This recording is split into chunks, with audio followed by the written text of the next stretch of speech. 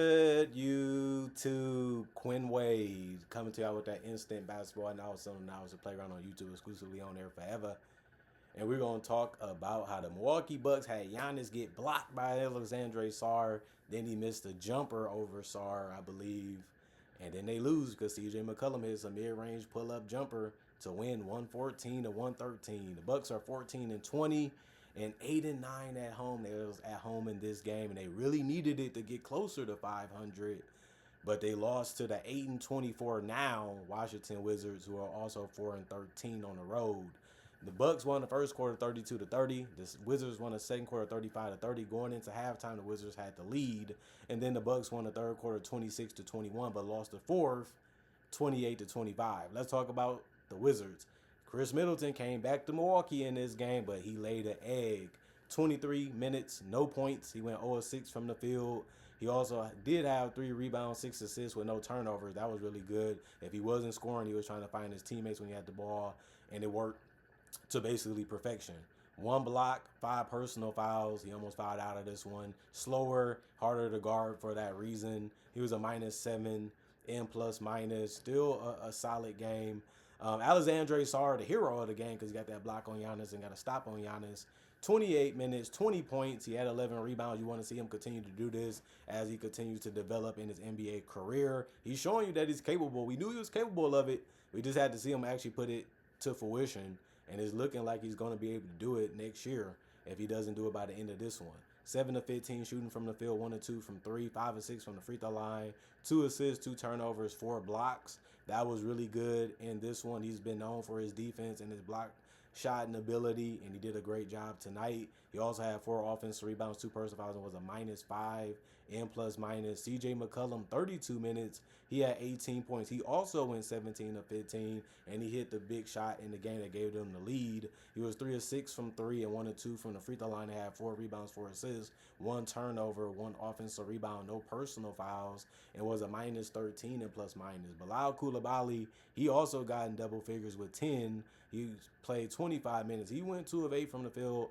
He had a lot of opportunities that he should have made, but he ended up missing them in this one. Nothing really comes easy in the NBA unless you're really trying hard. 1 of 4 from 3, 5 of 8 from the free throw line, 5 rebounds, 2 assists, 1 turnover, 1 offensive rebound, 5 personal fouls for him too.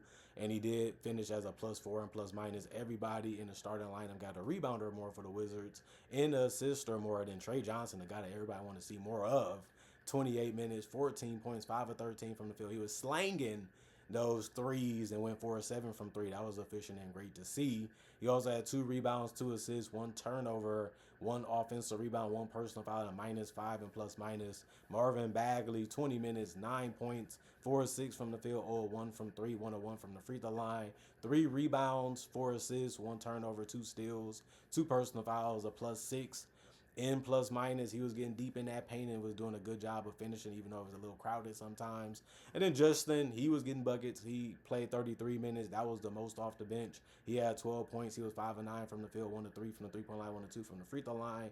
He had 9 boards. That was the most off the bench. He also had 2 assists with no turnovers, 2 steals, and 2 blocks, showing that his competitiveness was really working and really going well throughout his whole body. And he had to take it out on the Bucks, and it did end up working out for them because they got the win, even though it was by 1. 3 offensive rebounds, 1 personal foul, and a +4 and plus minus for his day. And then Carlton Bub Carrington, he got kicked out of the starting lineup again, but he did a good job of showing that he might need to be back in by playing 24 minutes and having 20 points. That was the most off the bench. He went 7 of 14 from the field, took the most shots off the bench, 6 of 11 from 3, 0 of 1 from the free throw line, 5 rebounds, 5 assists, 2 turnovers, 1 block, 1 offensive rebound, 2 personal fouls, and a +6 and plus minus. And then Will Riley, 12 minutes, 3 points, 1 of 3 from the field, 1 of 2 from 3, 2 rebounds, 2 assists, 1 steal, 2 offensive rebounds. That's all he had anyway, was offensive ones. He also had no personal fouls and was a +1 and plus minus. And then AJ Johnson, 16 minutes, 8 points, 3 of 5 from the field, 2 of 3 from the three-point line, 2 assists, 2 turnovers, 1 steal, no personal fouls, and was a +14 and plus minus. Everybody off the bench ended up scoring a basket, which was also very good. All of them also almost had a rebound besides AJ Johnson, and all of them did have an assist. off the bench. So they followed what the starting lineup was doing basically, and they all had an impact and really made a difference when they was out there. And that's tough to do, but it happened for the Wizards tonight, and they did need a team effort because they could not stop Giannis Antetokounmpo. They got a couple good blocks on him, but other than that, in 28 minutes he had 33 and 10, to be exact, 33 and 15 boards, 12 of 21 from the field, flushing it over and over again, taking his time, laying it off the backboard. He knew exactly how to use his body, when to use his body, when to lose his height, when to use his length, and when to use his power. And it all worked for him. He also had the finesse going, 9 of 14 from the free throw line. He's burst. You got to do it. Like, I'd rather you shoot free throws sometimes because you're so good at finishing around the rim. He also had 3 assists, 6 turnovers. That was the best way to stop him, block him, or strip him, or find where he's trying to kick it out to and get to it early. He also had 5 offensive rebounds and 3 personal fouls, and was a -4 and plus minus. Miles Turner, 31 minutes. He got hot early. 13 points, 4 of 10 from the field, 4 of 6 from 3.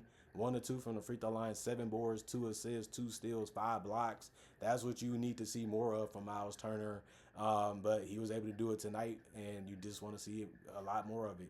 2 offensive rebounds for him, 3 personal fouls, and a +12 and plus minus. Kevin Porter Jr., 39 minutes, 19 points, 9 of 17 from the field. The problem with him is he went 1 of 7 from 3. They said you can take it. He was taking it because he was confident that he can make it, and it just didn't work out for him in this game. 6 rebounds, 5 assists, 3 turnovers, 1 personal foul, +10 and plus minus. AJ Green, 34 minutes, 9 points. He was 1 point short of being in double figures. He was the only starter to not get in double figures in points because everybody else did. But he did go 3 of 8 from 3. That was helpful. That's what he's out there to do. 2 rebounds, 2 assists, no turnovers, no personal fouls, and a +12 and plus minus. Ryan Rollins, 39 minutes, 16 points, 5 of 13 from the field, 4 of 7 from 3, 2 of 2 from the free throw line, 7 rebounds. Everybody in the starting lineup got a rebound or more and an assist or more for the Bucks. Ryan Rollins also had 7 assists and 3 turnovers, 1 offensive rebound, 2 personal fouls, and a +3 and plus minus. He's good. He's good, but he's going to need to be better if the Bucks are going to continue to win and beat better teams along the way to get back to 500. And Bobby Portis, 20 minutes for him. He was the only guy off the bench to get 13 points. He was 4 of 11 from the field, 3 of 6 from 3, 2 of 2 from the free throw line. He did have 5 rebounds, 3 assists, no turnovers in the block. One of those rebounds was offensive and 2 personal fouls to go along with it. He also was a -11 and plus minus. Kyle Kuzma got a dunk. That was the best look for him today, but he only took 3 shots and made 2 of them, had 5 points in 21 minutes. You want more from him than that offensively, but he did go 1 of 2 from the free throw line, had 5 rebounds, 2 assists, 3 turnovers. He also had 2 offensive rebounds, 1 personal foul, and a -5 and plus minus. Gary Harris, 11 minutes, 5 points, 2 of 2 from the field, 1 of 1 from 3. He also had no turnovers, a personal foul, and a -10 and plus minus. And then Gary Trent Jr. played 15 minutes, was 0 of 4 from the field, 0 of 3 from the three-point line, had 1 rebound, no turnovers, 1 personal foul, and a -12 and plus minus. And the last thing to do is to compare the teams. 89 shots from the Bucks, they made it at 46%. 94 shots from the Wizards, they made it at 44%. Bucks won that one. 39 three-pointers from the Bucks, 41%. 39 also from the Wizards, they made it at 49%. So the Wizard won that one. 15 of 22 shooting from the free throw line, 68% from the Bucks. 20 shots from the Wizards, they went 13 to 20, 65%. They shot worse. 48 rebounds for the Bucks, 44 for the Wizards. 24 assists for the Bucks, 31 for the Wizards. Wizard won that one. 15 turnovers, that was more than the Wizards, who only had 10. And then 2 steals, the Wizards had 8. That really helped them stay in the game, be able to win it.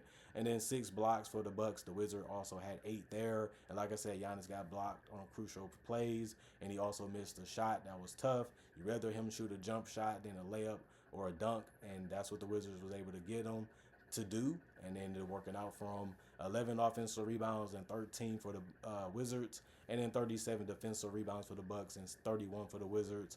14 personal fouls and then 18 for the Wizards. And like I said, the Bucks did shoot more free throws and they made it at a better percentage, even though both teams didn't shoot it that great because they both shot in the 60s and not in the 70s or the 80s. So good game. It was down to the wire. Both teams was really bringing it. Both teams was really coming at each other from all different type of angles. The jump shooting was a big difference in this game because if you get the paint all crunched up, you have to be able to hit a shot from the perimeter. The Wizards was able to hit theirs, and they was able to spread out the Bucks a little bit too. And the Bucks, they bench didn't really come through for them as much as the Wizards did. And then they were just playing their starters as much as they could because they do give you the best chance to win if they stay healthy throughout the game. But it still wasn't enough to beat the Wizards in this one. And the Wizards fan probably look at it like, yes, we won, and it was a fun, exciting game.